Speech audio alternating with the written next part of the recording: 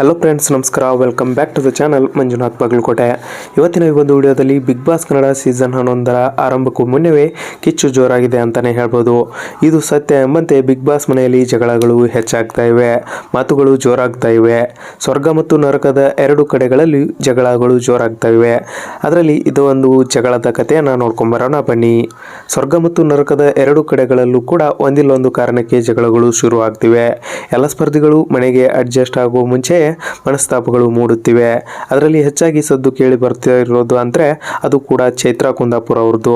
ಚೈತ್ರ ಯಾರೇ ತಿರುಗೇಟು ನೀಡಿದ್ರು ಕೂಡ ಅವರಿಗೆ ಮಾತಿನ ಚಕಮಕಿಯಲ್ಲಿ ಈ ಒಂದು ಮರೆ ಮಾಡ್ತಾ ಇದ್ದಾರೆ ಅಂತಲೇ ಹೇಳ್ಬೋದು.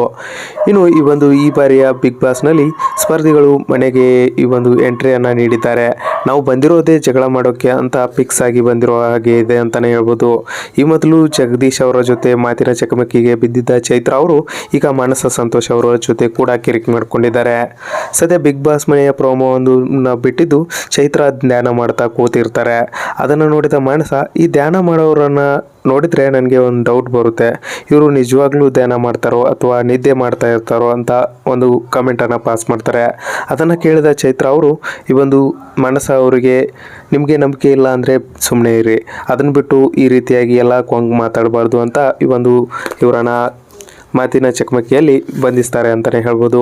ಈ ಒಂದು ಚೈತ್ರ ಅವರು ಮಾತಾಡಿದ ಟ್ಯೂನ್ಗೆ ಈ ಒಂದು ಮಾನಸ ಅವರು ಕೂಡ ಈ ಒಂದು ಕೌಂಟರ್ ಕೊಡ್ತಾರೆ ಅಂತಲೇ ಹೇಳ್ಬೋದು.